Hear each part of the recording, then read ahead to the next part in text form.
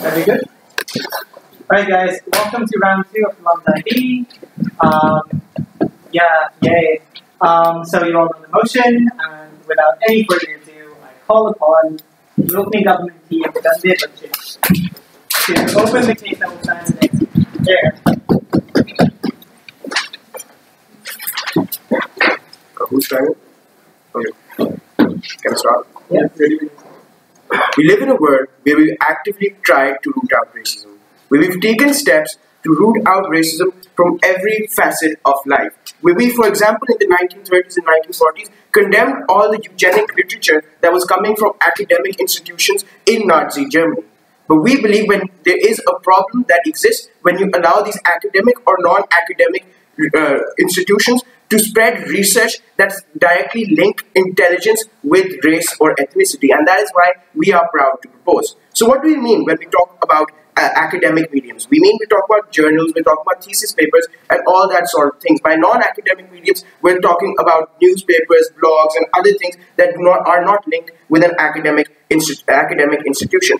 So, what is the problem with this research? And this is something we need to talk about. We believe that you already in the status quo have things like hate speech laws, and we believe this also follows as well with the same logic. Why? So what is the logic that we base when we make hate speech laws? We believe, as a side, that emotional harm and sentimental harm has the same effect and same gravity as physical harm. We believe that emotional sentiments of people, especially racial minorities, need to be protected. That's why you have things like these hate speech laws, Holocaust denial laws, and we believe the same logic follows over here. We believe that academic freedom is not absolute. We believe that things such as human dignity trump ideas like academic freedom. Even in the status quo, you see how these academics need to get approval, have to have a language clearance check on their academic papers, and we believe that same logic applies over here. We believe that human dignity trumps this. Why? Because we believe when you have the sentiments of these individuals on the line, we believe emotional harm has the same logic. Why? Because we believe that when you are telling someone that they're inferior through these academic journals, that will have widespread repercussions, as I'll be showing to you in my case. We believe that firstly, that there will be a politicization of academics. We believe you have things like conservative think tanks like the Heritage Foundation, which funds a lot of these academic papers. Now the problem is that there might be thousands of papers that show that there is no link between intelligence and ethnicity. But the thing is that those papers that are the most controversial, that make these links, are the ones that get the most media attention. A phobe or a bigot will not be inclined to look at a paper which shows no link between it. He will randomly pick up a paper, and we believe that entire process is skewed when you're only looking at papers that directly establish that link, even though there might be a lot of counter research present. We also believe that there are a lot of generalizations that are made in these paper.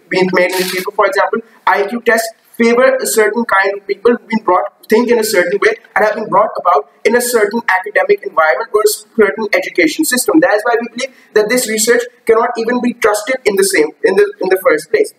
But the problem is, so for example, there was a research paper recently by a Harvard professor named Richwine, and what with this paper was talked about how IQ is linked about Hispanic illegal immigrants and how it should be linked to immigration policies. And this is something we have a major problem with when political connotations and ideas of political policies are attached to these academic papers. The question we have is that what is the value of this academic research? What value is it providing to our society when it is creating so many social divisions? Because when these academic papers influence policies, and they will influence policies, because when you attach the name of a university or an academic institution to it, we believe that it will have a wide bearing on our society. So we do not want these kinds of papers, these kinds of even non-academic mediums to influence policy making on issues like, let's say, affirmative action, issues like immigration policies. We believe that when used, for example, what Richwine stated was that because these Hispanic illegal immigrants have a lower IQ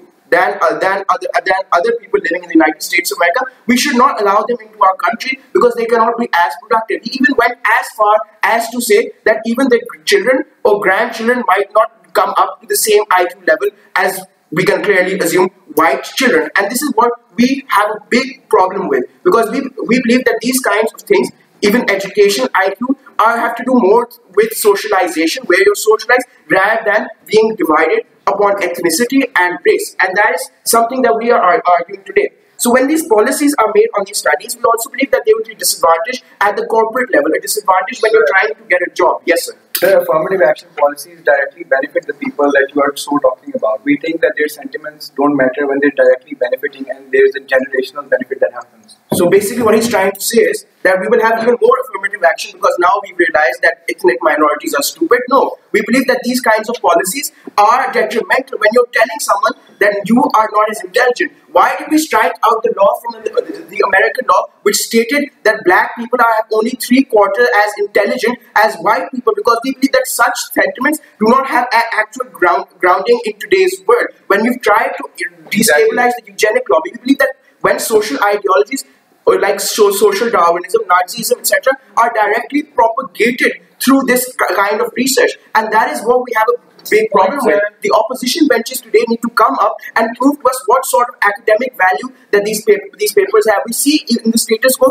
when you have a harm attached to your right to speak. For example, when you have perjury, etc. When you do not allow someone to commit perjury in a court because it will directly harm someone else over there. We believe there's a harm that exists in this model as well. And what are those harms? We've told you how it inhibits your socialization. Azeem will be talking about how you incentivize education and these minority students from learning and how it creates an unsafe university environment. We'll be talking, and we've also talked about how it also influences policies, etc. And I was talking about the corporate level as well. So when you are going for a job, it's a job, and you're looking for a job actively, and as a minority, when there's a study out in the open, and there only needs to be one study that gets particular attention because of the controversy it generates, that kind of thing might settle down into the mind of an employer, and that directly affects your chance to get employed. We believe that your system needs to sieve out such externalities that exist that prevent you from exercising your right to get employed, to get a job, to have a livelihood, and that is something we have a basic problem with. So we want to establish that when we have taken so many stands against racism, when we believe that you should have a cohesive society, we're not here to argue how our policy will bring about a massive social change. Our policy is here to tell you that you need to protect the rights and liberties of people and you need to protect their sentiments. And that is what we are set out to do. We believe that if you do not vote for this motion, the consequences will absolutely create a society in which there is a lot of backlash and hatred, and that is why we are proud to propose. Alright, I thank Dr. One for that speech and call upon the leader of the opposition to open the case for the opposition.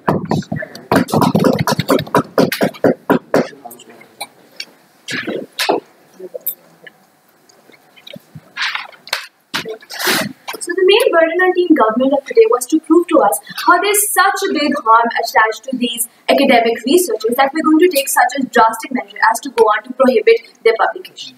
And the three reasons that they gave to us, which they did not even qualify for, were A, that inhibits socialization, because it creates unsafe university environment, and 3, because it discriminates on the corporate level, and we disagree with them on all 3 accounts. Firstly, when they talk about politicization of academics, understand, now is this something that's only specific to this, right? Is it something that's not happening already in the status quo? Do you not have research papers that are biased or towards one political party or whatever, right, or one political view? The idea is all of this politicization of academics already happen in the status quo, right? And that's not something that's brought about by specifically this, right? They said, well, there's going to be social divisions, and there was this research that was carried out that said, well, Spanish immigrants with lower IQ will have lower IQs in the United States of America. The idea is that was one person that had that narrative, right? There are going to be so many other people who are going to carry out researches that prove to you how that is not in fact true. They went on to say how, well, you had this idea about how blacks were inherently had lower IQ. How did that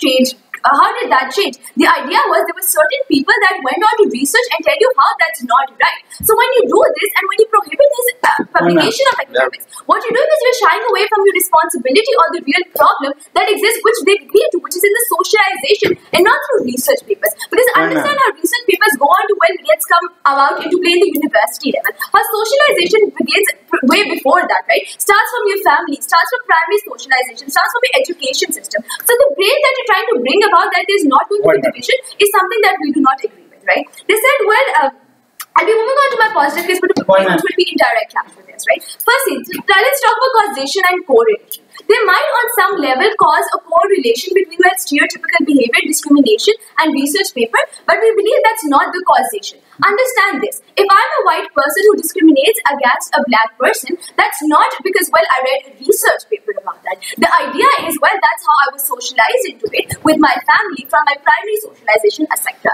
Now, understand if there was a research paper, because we believe research papers are not a causation for these discriminatory actions. Well, that's just like take an example of how there's a ridiculous argument that I might agree with. Why? Because it goes direct in line with what I believe in. If there's going to be another research paper that goes against me, well, I'm not going to go with that. Why? Because I've been not socialized into that way. Right? How stereotypes form, right? They're created through other means, right? Research papers on some level might be used as an example to strengthen your argument, but they don't exactly cause that stereotypical behavior, right? And understand how, well, if I, as a person, do not agree with what you have to say, I can easily disregard that research paper, telling you how it might be biased, how the technicality issues, etc. Second idea, how, well, you're shying away from responsibility and the real problem. Well, if the real problem is stereotypical behavior and discrimination, understand why the government, when it brings such a policy into place, it's trying to sweep away all the problems under a carpet. But you do agree there's a problem, but you're not going to the extent as to how you need to address these issues. We believe that makes the government shy away from responsibility, how it needs to go on to other avenues to make sure these discrimination does not bring about. Third idea, how, well, it's discriminatory in nature. How, well, understand how the dominant narrative will always have other avenues, right? And other ways to make sure that their own narrative is propagated. And how those very people that are discriminated against need as many avenues as they want to propagate their ideas. For example, black people telling you, well, carrying out their own research, tell you how blacks also do have higher IQ levels. So the idea is you're going discriminating against the very people that you come up and claim to tell us that, well, we're going to be protected. Because understand how the entire policy, when you prohibit, is it going to bring about the change? Yes. Why should black people have to publish research papers to prove their equality rather than it being a moot point everybody agrees on? Understand that might be true in a fairyland utopia, but if I'm a racist person, I'm not going to understand unless you show to me, right? Because this is why we believe in this. The idea is, well, you're going to discriminate against someone, well, because you personally believe in it, right? It might sound very good when you say, well, I need to accept because, well, I need to go for equality, but that does not exist in the status quo, and that's not how the world works. Talk about how it's discriminating. Now, your burden of proof was to tell us, come up here and tell us how if you ban journals, academic and non-academic, how it's going to get rid of all, at least contribute to a certain extent, contribute to a certain level as to eliminating discrimination within the society, and we believe that is not brought about by this motion. Right? Are you in favor of laws that disallow Holocaust denial? When you talk about Holocaust denial and all this idea, understand how the premise between how those two laws are set are completely different. We believe we're not in favor of that. Why? Because we have freedom of expression, and that's the opposite side does stand up for. We believe you should have the liberty to freely express what you feel, right? But that's exactly what my line of argument was. Because these blacks, we don't care how if these research papers are going to have influence or not. The idea is when you have the option to go about and express yourself, and that's something we go against. We are in favor, right? Because we believe freedom of expression, especially in today's world, is very important. When you talk about how when you have these blacks being discriminated, would that ever have been brought about had you not been able to given the right to freely express yourself, to freely express your needs? We didn't know. That's how change is brought about. That's how evolution takes place. When you go out there and you have give counter narratives. So that's exactly what you're talking about. When you have one research paper that is discriminatory in nature, there are going to be thousands of others that's going to present counter narratives. And what's going to happen when you prohibit this, you're going to change this entire hard dialogue between counter narratives and how this one thesis that you're going to come about evolution is never going to be, and it's never going to happen. Right? So talk about how this unsafe university environment, understand university, but your definition of unsafe is very subjective. For instance, if you disagree with my political views, well, that can be an unsafe environment, right? And they say, it's very wrong when you go about saying in United States of America, when between the entire between black and intelligence, understand where in the United States of America at this point in time, you have the presidential candidate who has the freedom of expression to tell you how certain important group within the United States of America, such as the Muslims, should be freely discriminated upon, right? So we believe that's freedom of expression, and we do stand up for that, right? So when you have in the United States of America a presidential candidate going and telling you, well, and many people actually supporting that, right? We believe, what exactly is your problem with that? So the burden that lies on this house is to come up and prove to us that's a burden they took. They said, well, it's going to get rid of discrimination. Tell us how it's through this avenue, how a discrimination is created necessarily by research papers that go on in later part of life, and how discrimination is going to be eliminated. Thank you. I thank the speaker for that speech and call upon the Deputy Prime Minister to further the case for the partition. That speech and call upon the Deputy Leader of the Opposition to further the case for the opposition.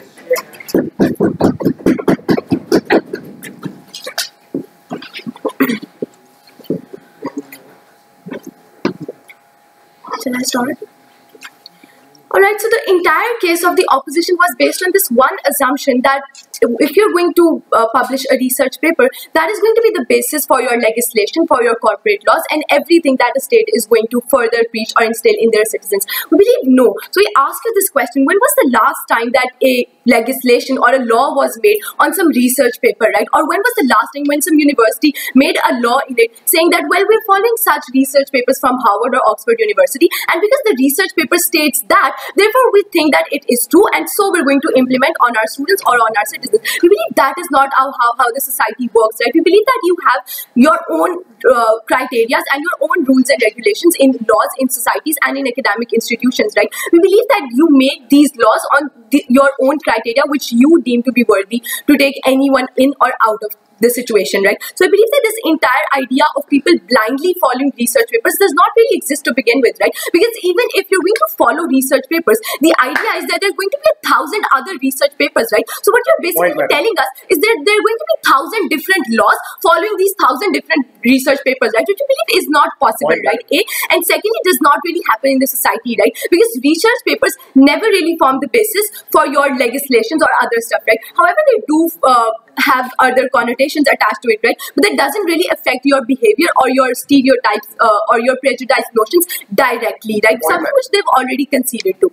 Now let's move on to their premise that is set in the debate. They said that the problem is racism, right? And how we do not, and how we're going to eliminate it, right? So we asked them this question: Is this the root cause of racism, right? Which you so proudly propose. We believe no, the root cause is not this. And if you do agree that the root cause does not lie in these research papers, then why on earth would you ban something which proves to be productive at the end of the day, right? Which stands up for the expressions of the human beings, right? Which tells you that someone believes in it because they've researched upon it, right? And because they want the society to know that they've spent their entire or a part of their life on this, and that is what they believe in, right? We believe that is going to be a direct assault on the dignity of that person if you're going to go on your model, right? Something which they also concede to in their case, right? When they talk about attacking on the individual, right? So they're presenting you very contradictory case, right? On one hand, they're saying that they're not okay with attacking an individual and their rights and their dignity and their expressionism, right? But on the other hand, they're also saying that yes, we're going to curtail this right of their expressionism, and we're completely okay with it, right? We believe that this is a principal contradiction in it, right? Because on one hand, you're standing up for discrimination, right? But on the other hand, you're also discriminating against that very thing, right? So you're basically trying to end discrimination by further discriminating this thing, right? And really, that is not something how you evolve the society. Please sit down, sir.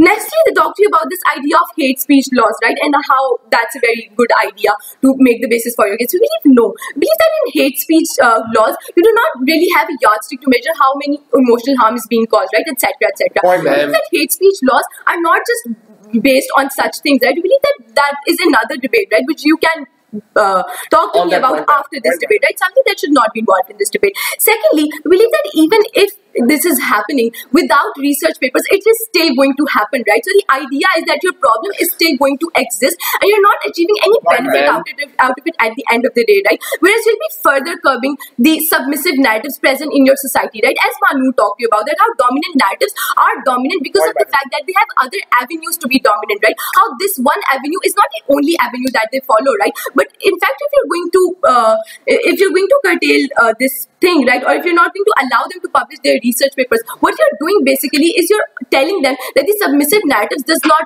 now have other avenues to show their things, right? So we have the example of Michelle Foucault, right, who is a black person and who writes research papers, right? We believe that such are the people who, please sit down. So we believe such are the people who are currently engaging in the status quo, right? And who are telling you that, well, that is not what society believes in, right? And last idea, right, which they talk to you about, that how people now does not accept Holocaust, or there's amplification of views, and how you've disregarded certain laws that you previously believed in, right? And exactly what we've been trying to tell you. The reason why you've evolved from those things, the reason why you've discarded or nullified those laws is because you now believe that these things does not form the basis for you to make legislation, right? The reason why you now have nullified the law, which used to state that, well, black people are not as supreme as the white people, is because now you understand as a society that these things does not form the basis of a person, right? That these things does not form the basis of a legislation to exist in the society, right? And which makes me move on to my personal. Yes, sir. How many academic papers does the average Joe read for leisure? They will only have access to the controversial papers brought about in the media. So how will your counter-narrative work? Please sit down, sir. The idea is that the media does not really expound upon only the controversial narratives, right? The idea is that those research papers are going to be available one way or the other, right? So you do concede that you live in a modernized technological world, right, where it is all about globalization. So the idea is that those research papers are going to be available online, right, or in some other bookshop, right, etc., etc. So believe that you have the access to research papers. Just because you are lazy enough not to go out and go for those research papers does not really mean that you're going to believe in it. So let's talk about this idea of expressionism, right, and how that's important in this particular debate, right, which is going to further clarify for you that how government does not have the mandate to prohibit the publication of any research paper, academic or non-academic for that matter. Understand how does human mind works or human beings work, right? The idea is that each one of us has this innate desire to say something, to leave our mark in the world, right? We have this idea of leaving behind a legacy in the world, right? Understand how Einstein or Newton or such other people would, even if they would not have researched on it, how you would not have formed the basis of what you're doing right now in the world, right? How recently the theory of Einstein was proved, right? Because you already had a research paper for it, right? So the idea is that these things exist because you manifest your thinking, your ideas, and your beliefs through such expressions, such as publications of your research paper, right? And understand how that becomes even more important in today's world, right? Which is the globalized and the modernized world, which works on technology, right? So the idea is that you have access to everything, right? And these research papers works as you expressing yourself as a human being, right? So we believe that if the government is going to curtail this right of human beings, this is going to be a direct attack on, this is going to be a direct assault to their dignity, right? Because A, you're not giving them an avenue to express themselves, right? And B, you're also marginalizing their belief system, right? Because that's something which they've spent their entire life to begin with, right? How one person, if they write a research paper, does not write it in one day, right? How they spend hours and hours of their work on it, right? How they spend their entire mechanism on that, right? And we believe that you're going to curtail that. So the entire idea of how you had movements of enlightenment and literally movement telling you that how people need to be more enlightened comes into play in this play, right? Comes into play in this scenario, right? Because you tell the government that if there is such a problem exists, the root cause does not lie in the research papers. The root cause is in your socialization, and that is exactly why we're very proud.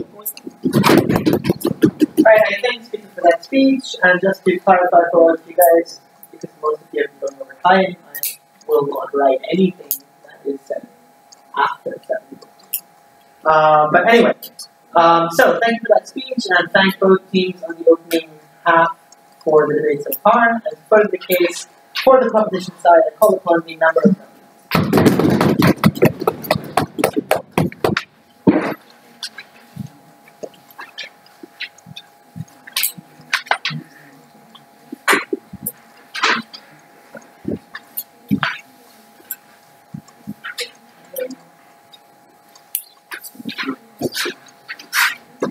In 18th century America, when slaves passed away, their slave owners used to measure the diameters of their skulls and compare them to the diameter of the skulls of apes to see if there was any correlation, to see whether they had a diminished intelligence.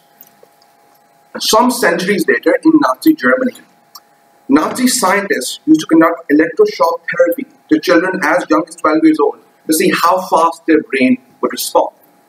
Now, in 2016, if you take away the gore, the torture, and all of the blood away from those instances, it's all the same. Because what you're trying to prove, as you did all those years ago, is that a certain group of people have lower intelligence than you. And the you, in most circumstances, are this white Aryan race that has been prevalent in history and in civilization since the dawn of human time. And we believe, ladies and gentlemen, which is why we must make a very important point. Racism in 2016 is not as outlandish as we were seeing. Racism is much more subtle. Racism exists across a spectrum, which is why we're going to analyze that spectrum for you. Number one, ladies and gentlemen, you have the extreme, the people who are the utmost racist. Kasim mentioned that, human dignity trumps academic research. So let's talk about Donald Trump, ladies and gentlemen. So when you talk about people like Donald Trump, yes, they're outright racist. And the thing is, they will not listen to any reason. So no matter how many academic papers we publish that prove that black people have the same intelligence as white people, Donald Trump is not going to listen. But what is going to happen is, when you have a published paper that says black people have lower intelligence than white people, then Donald Trump is going to listen. Because that's just another card in his arsenal which he will use in his campaign. Right? And we believe we have precedents for this. Why? Because they have asked us on the opposition bench, please give us one example of when such academic papers influence government policy. Well, since the last 50 years, up till the last 50 years, in Canada, what you had was, you kidnapped the sons of the native people that they were living in Canada and forced them into your own schools to socially integrate them within your own society. Because you said they were inferior to you. This was directly informed by what you thought of them, which was informed by your press and your academic circles. So there's that. But secondly, ladies and gentlemen, they also talked about racist people, right? How racist people might be susceptible to change. But the thing is, number one, racist people aren't the most rational people. And if you're racist, you're much more likely to confirm your bias via academia rather than deny your bias via academia, because that's just your attitude.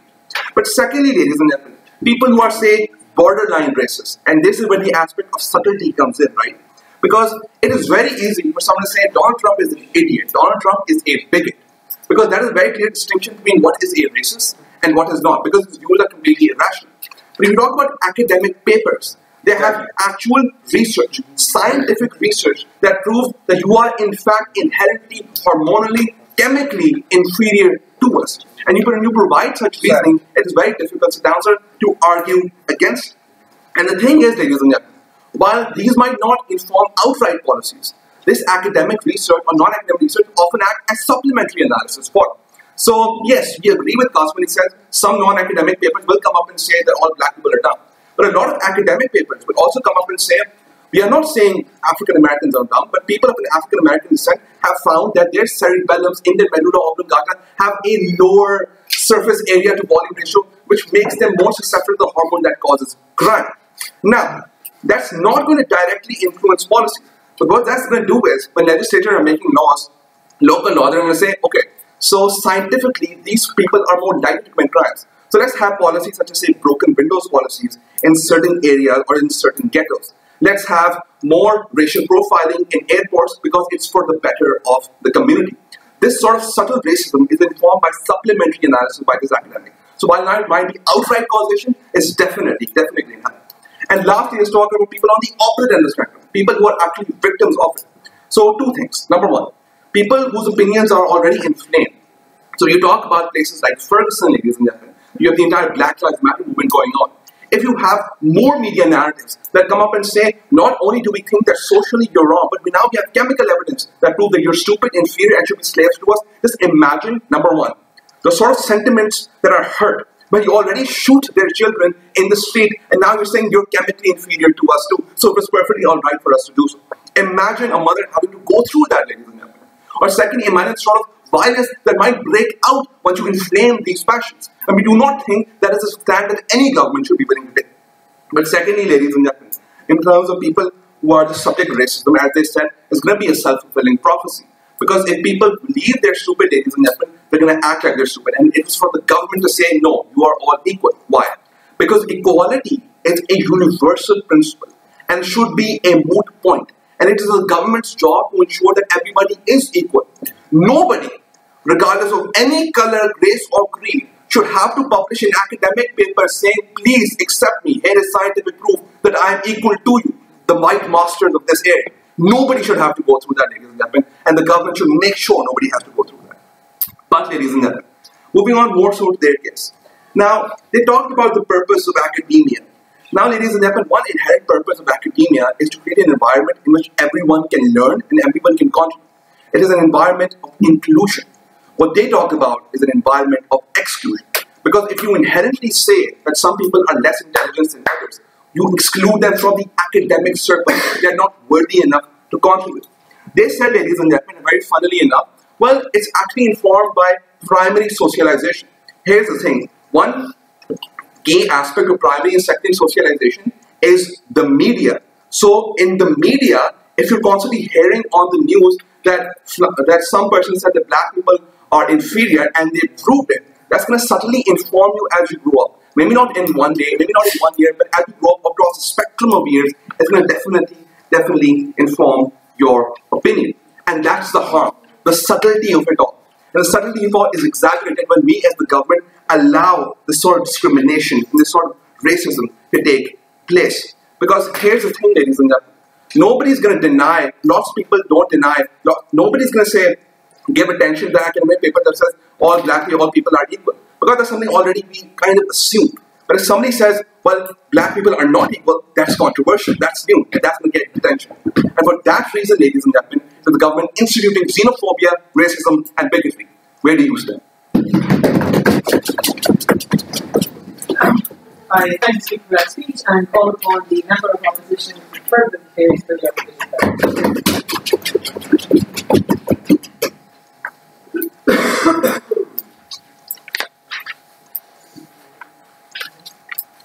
With the permission. In 18th century America, slaves were not allowed to vocalize their opinions and defend themselves. In Nazi Germany, Jews were not allowed to defend themselves. And if you take all the blood and the gore away, even in the status quo, blacks are not allowed to defend themselves. That is exactly what their policy is going to do. Because by virtue of the fact that criticism can't be done, defense also cannot be done, and that these black people cannot vocalize their grievances and vocalize their opinions. So the human dignity that they talk to you about is the exact human dignity that they take away from these black people, and that's what we stand for in closing opposition today. But before moving on to our positive, a bit of rebuttal. So here's what these guys base their case upon. The idea that Trump is irrational. The idea is, ladies and gentlemen, we say that Trump is irrational by virtue of the fact that Trump can vocalize his irrational opinions, and then you can have a general discussion on those opinions, and you can have a lot of people saying that he is wrong. That is exactly what these academic research papers do. Because nobody or not everybody watches Fox News. There are other outlets as well, and there is criticism of this. And that criticism is something that we feel is very necessary for social evolution, and that's what we're going to extend this case on to. Secondly, ladies and gentlemen, when they talk about borderline racism and racial profiling, we tell you when you talk about racial profiling happening within society, that also automatically happens when you have an airport and any bearded individual is stopped by virtue of the fact that you consider them as terrorists. The idea is very, very simple. Social narratives are created by actions of certain individuals, and that's what happens. The amplification of those actions is fine by us. Why? Because that amplification also allows the other view to get amplified, and that's what we're going to extend our case upon. So let's just move on to our positive case before rebuttal, and let's just understand what's happening. First of all, the idea of this motion, ladies and gentlemen, is, and the distinction between hate speech and research is something different, because all of these opinions are based on fact. Whenever you have academic or non-academic research, you have fact to support your argument. We are fundamentally fine with that. That's the first thing that's the difference between this. Secondly, ladies and gentlemen, hate speech often always links to physical violence against these individuals. We don't think academics do this. Thirdly, ladies and gentlemen, when they talk about Harvard saying this is legitimate, no. Whenever you have an academic research paper, it's not the institution saying that we support this view, it's just a member of the institution saying this. So if Harvard publishes one thing, a lot of people from Harvard will also publish another thing. We are fundamentally fine with that. That's mainstream discourse that we want to have. First things, ladies and gentlemen, why is criticism important? Because when Donald Trump goes on national television and tells you that we are not going to let Mexicans come in, that essentially means that the former Mexican president, who isn't even important in this debate today, becomes something that is part of mainstream media. So Time reports on him, The Economist reports on him, mainstream media discusses his opinions, even if he is unimportant. That is exactly what happens in our model as well. So when controversial things come to the media, what happens is you significantly attack another culture, another race. What that does is that people who are not part of the mainstream media, who are not part of mainstream discourse, come to mainstream discourse to defend themselves, and the media allows that to happen because essentially that makes the ratings go up. Secondly, ladies and gentlemen, what does that do? A, that introduces a counter-narrative that is necessary within society. Why do we need this counter-narrative? Because whenever you have academic research which targets black people specifically, you have black people or other people coming up and academically rebutting those arguments, right? That is very, very important in terms of the counter-narrative happening. Secondly, ladies and gentlemen, we say that this also allows black leaders to come up and leaders from these minorities to come up by virtue of this criticism. Because it's a certain fact that since there are now being inculcated in mainstream discourse by virtue of the fact that their race is being attacked, they are more likely to come on television, they are more likely to come in debates, and they are more likely to present their points of view. What does that do? A race that is historically disenfranchised by virtue of the fact that they don't have adequate representation will now see that their views are supported by someone else. That's what we want in society. You have additional people who will support your opinions. What does that do? A, in the opportunity that black people come up, first of all, you have new ideas coming up because you have new people coming up in discourse. That's very good for these people because they don't have that sort of representation. Secondly, ladies and gentlemen, that defense is very good. Why? Because not only black people are going to defend them, white people such as Bernie Sanders will also say that Trump is a bigot. That increases the chances of these people being inculcated within society because a member of a white race was considered superior, saying that we want equality and that sort of stuff.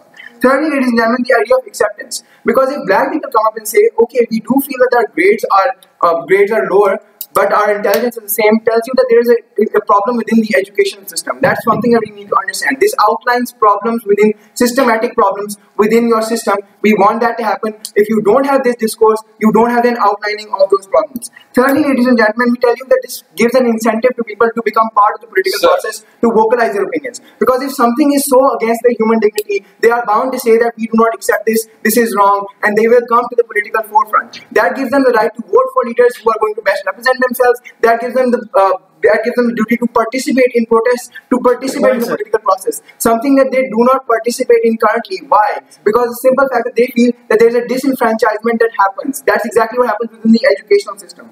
The third thing, ladies and gentlemen, yes, sir. Will you not have any laws against racism, because that might also bring up other people who might stand up against those laws? No, there's a distinct difference over here. That means that there is fact. The idea that you have fact, and when you said eugenics was condemned in the 1970s, was because of the fact that you question the validity of the research. The idea of fact is that you can question that fact. There's a difference between opinions based on emotions, and there's a difference between an opinion based on fact. That fact is something that we need to bring down in society. For that fact to go away, you need other facts to come up. That's what we're saying. That fact will always remain established because there's been mainstream discourse by white people, and that's not going away. Future publications are going down, and that's what we do not want. Thirdly, ladies and gentlemen, no sir, please sit down. The idea is that why do we have society in the first place? Because we understand that people have a right to capitalize on their potential, right? That's why we have societies and laws and so forth. The idea is that when you have people saying that there are problems within the education system, within the system, there's no idea of intelligence coming up. Here's what happens. You have additional resources that goes to these people. You have infrastructure that goes to these people. There's a culture of education that is inculcated within these people. Thirdly, you also have white people protecting them. Why? Because people from another race who are not bigots, who are not racist in this debate, come up to protect them. So even if a black person is not elected within, say, in the political process, you have white people representing them within the political process who can become a force of change. Secondly, they also tell you that you are part of society, which is something essential. Because the idea is that black people do not feel that they are part of society. They feel that the white people are some people who are disenfranchising them. That is necessary within society because that means that there is greater likelihood of unity and empathy associated with these people. That empathy is what we at Onside Closing Up stand for. Thirdly, ladies and gentlemen, we tell you that this is an assault on human dignity because this does not allow people the right to self-defense. That is exactly what happens in the status quo. When you are attacked, you are given the right to self-defense, and that is an assault on human dignity because we do not give these people the right to defend themselves and change social perception by virtue of the fact that they can attack them. Last thing, ladies and gentlemen, on intergenerational benefits, we feel that this trickle down to a lot of generations by virtue of the fact that the education system is changed. So for all these reasons, ladies and gentlemen, vote opposition. I can speak the speech and call upon the government whip to wrap up the case for the government.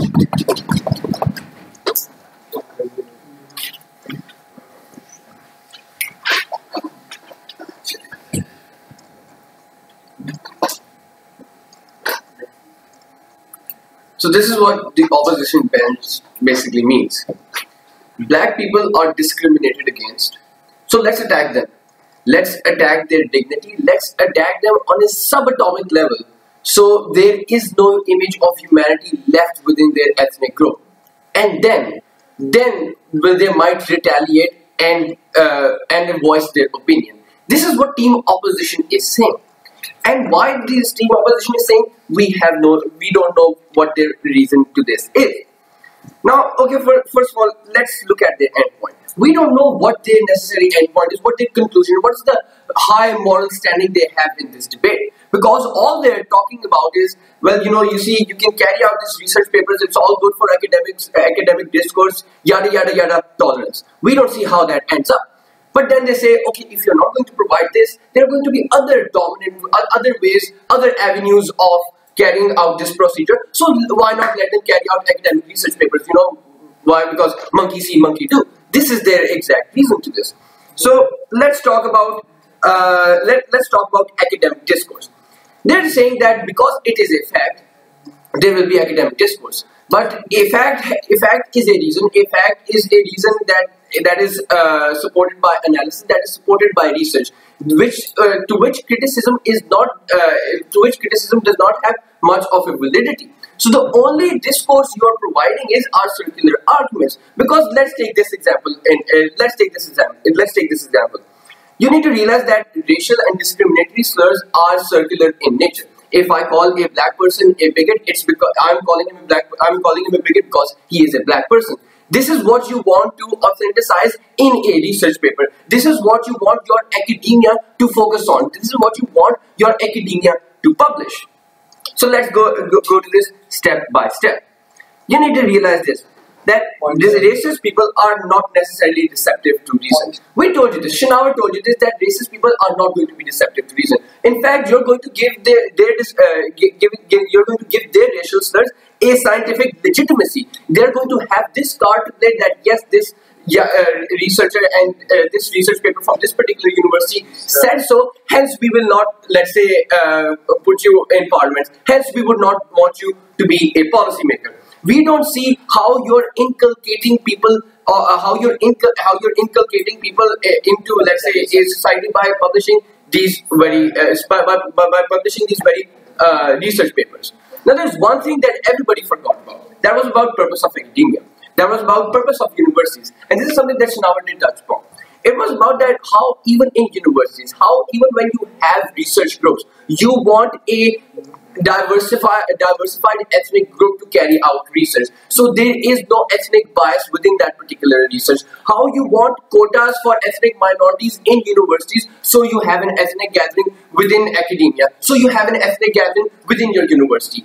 But they want to take everything away from this. They want to publish a research paper that explicitly excludes people, that explicitly sends out this narrative, that sends out this message that some people in society are not as good as us, that some people in society don't deserve the things as good as us. Sit down. But if you're talking about it, at the end of the day, you want everybody to be equal, then why can't you just simply start this with this base assumption that yes, everybody is equal if anybody says so. Otherwise, we will punish you or we will criminalize you. Hence, hate speech laws. But this is what we are also unclear on. What is their position on hate speech laws? What is this fine line between these research papers and anti-discrimination laws? You need to realize this. If they're all for representation, if they're all for narratives, then why not, let's say, allow a Nazi political party to be allowed to, let's say, run for politics? Because according to their model, they shouldn't have a problem with this because there are other narratives present. It is not about other narratives present. It isn't about other avenues are still there, hence we are going to provide this. No. What is the sole reason that you need to provide this? That all other avenues don't have, that this specific avenue does have. But before I move on, any one of you.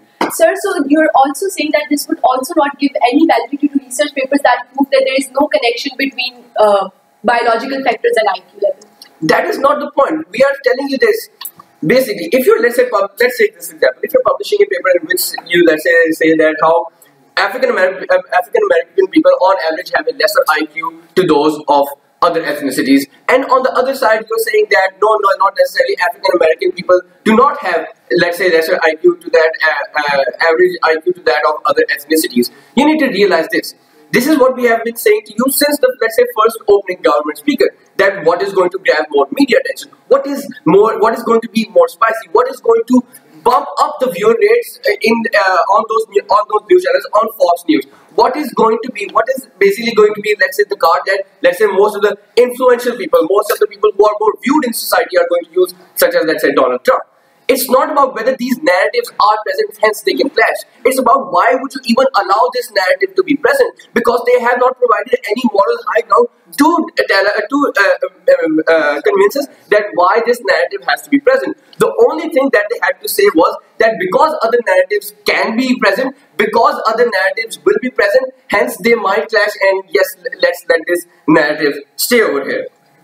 Now, there is a simple question I need to ask the opposition bench. If I, let's say, utter a racial slur backed by these, let's say, so-called facts, would I be criminalized for it? Would that be constituted as hate speech? Would I be discriminatory against some part of ethnicity?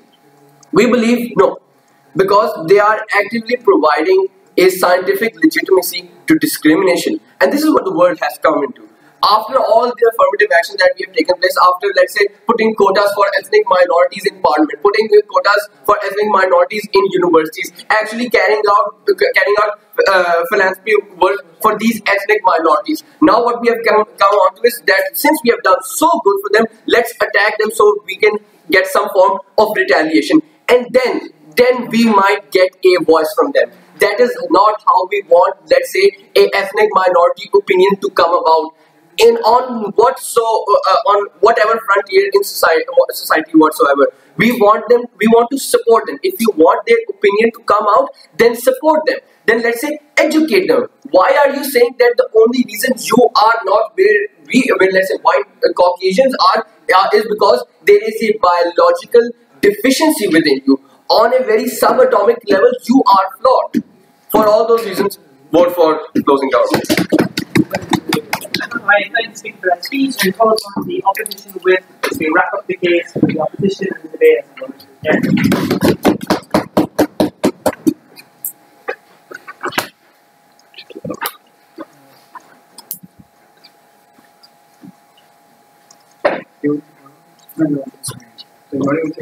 Six was later. Can I call it at 6? Absolutely. Whenever you're ready. We're all set. Go. Okay.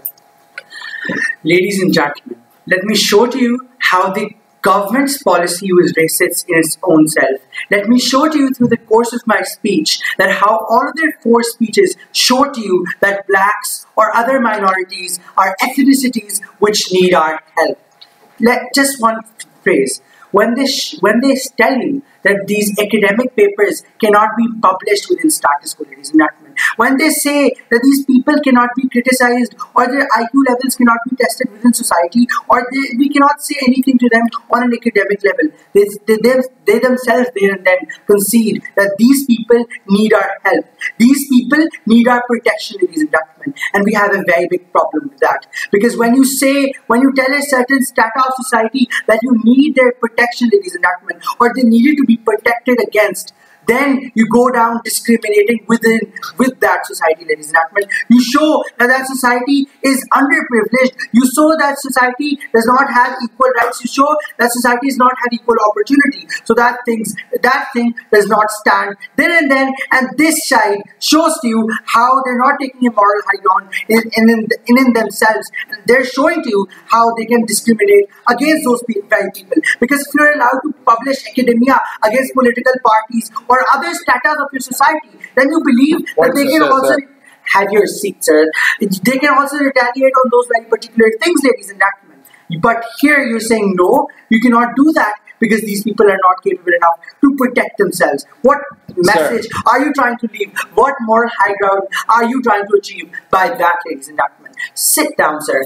They talked about the hard work of the black people. They talked about the blood and gore that these these black people suffered through the course of history. They talked about 18th century. They talked about 19th century. They talked about the Nazi Germany. My history might not be that good, ladies and gentlemen, but I'm going to talk about Martin Luther King, ladies and gentlemen. How did his movement come about? His movement came about due to oppression done to these people. Due to he was a leader who was a peaceful leader. He came in due to the oppression, and that was a regime that came in to tell people that black people can unite within your society, ladies and gentlemen, and they can stand up for their rights. And how did that movement come about? That movement came about through oppression being caused to these very people, and then they had to unite for that very cause, ladies and gentlemen. In a minute, sir.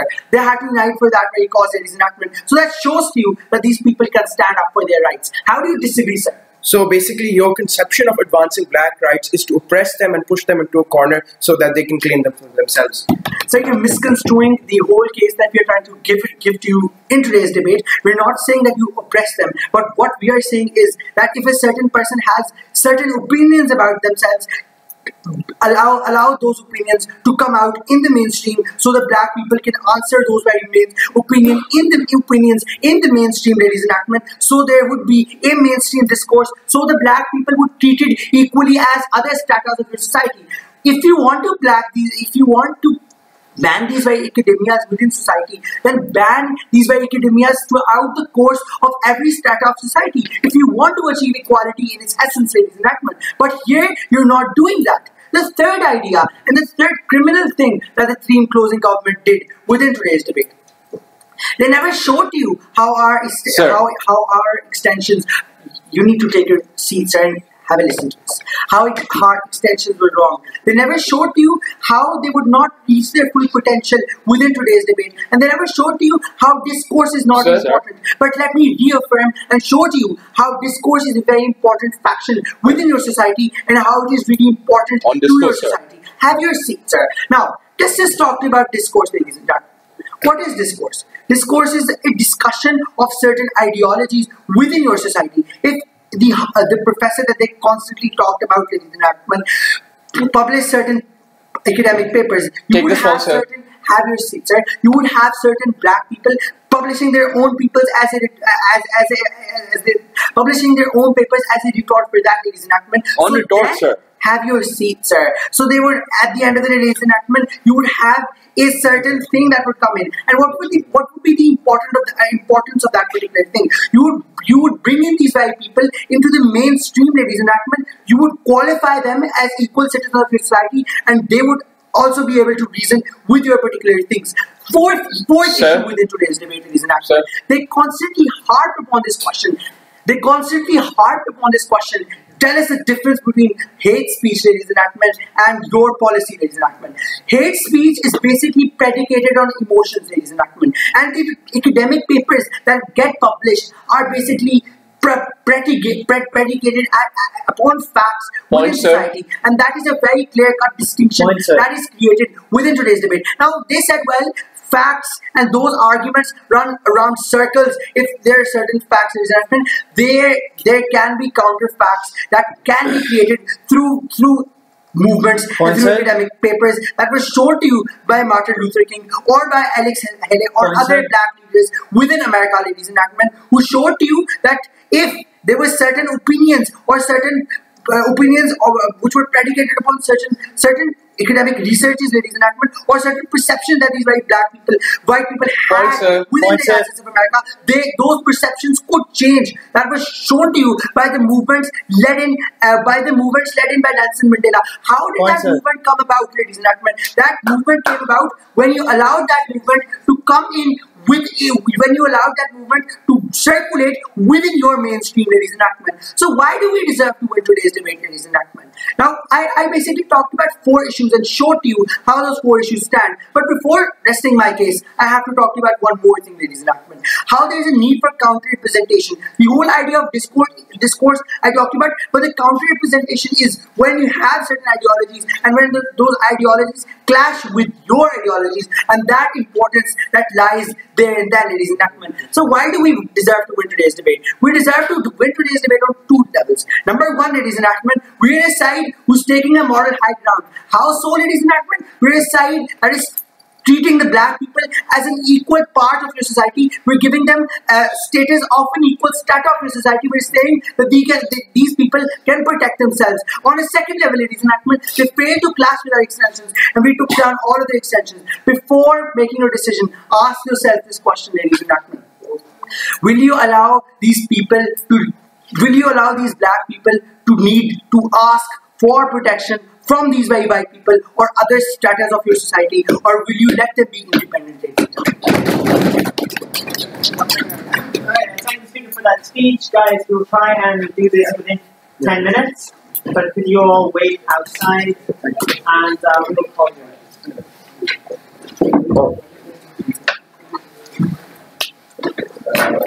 Yeah.